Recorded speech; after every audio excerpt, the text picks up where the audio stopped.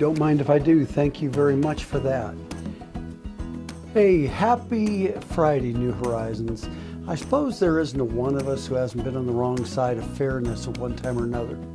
Maybe on one side of the coin, it could have been an accident on the road, maybe a grade we didn't feel we deserved. It might have been that we went to court and didn't feel the judge gave us a good, fair judgment.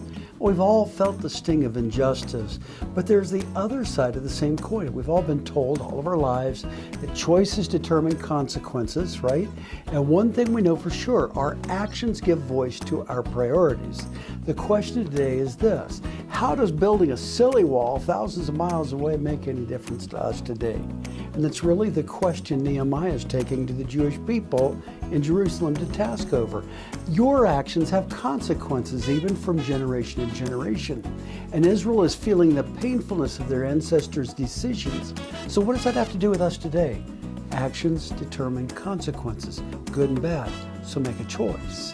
What we've tried to do in this book of Nehemiah is to show the consequences of walking away from God in every area of our life. And remember when the second thief said to Jesus, "Remember me when you come into your kingdom," what exactly would you want him to remember? One thing I know, the choices we make now on this earth shape exactly what that answer is going to be. In fact, I'd suggest that those choices determine how he moves in our everyday life on earth. I've become to the place where I understand the importance of finding a clear understanding regarding the importance of God's priorities in my life. The cool things with God is if you do his priorities, he will bring unparalleled blessing into your life. And one of the things that drives us here at New Horizons is we're big on being givers into our community. Last year, we gave over 28,000 meals away to people in need, and we're heavily involved within the community in so many other ways. And we have two seminal sayings here. We say, if you live to give, you'll never live to lack. And we also say, you could no more empty your pockets through giving than you could empty your heart through loving. So live to give. Because we're that kind of church, it takes a financial responsibility for us to step into. And we've held on to the promises of God that tell us, those who are abundant givers, that if you bring the whole tithe into the storehouse, there will be food in my house. And test me in this, the Lord says, if I will not open to you the windows of heaven and pour out you blessings until they overflow. Wow, like that. What many of us do today, though, is we do what they did in Nehemiah's day.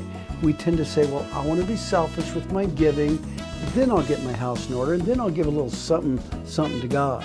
But what Nehemiah is telling the people is, folk, you have had your priorities out of order, and because of that, God's hands have been tied.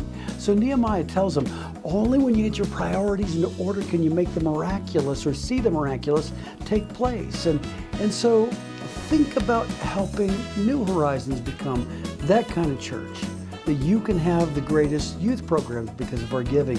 You can have the greatest children's programming because of our giving. And then we can add another building next door because we ran out of room in here because of our giving. The Jews in Nehemiah's day had gotten so far in debt that they were enslaved to one another. And Nehemiah told them, build a wall to protect yourselves. What he's saying is a spiritual truth. Get your spiritual wall in order so that your life can become strong and courageous for God. Be a giver to the Lord, not a taker from each other. And watch what God does next. And then you'll recognize when you do that God is always on the scene. Oh, there's so much to say, so little time to say it. But I'll tell you what. Why don't you come Sunday, then I'll fill in all the rest of the blanks. I'll see you then, and God bless you.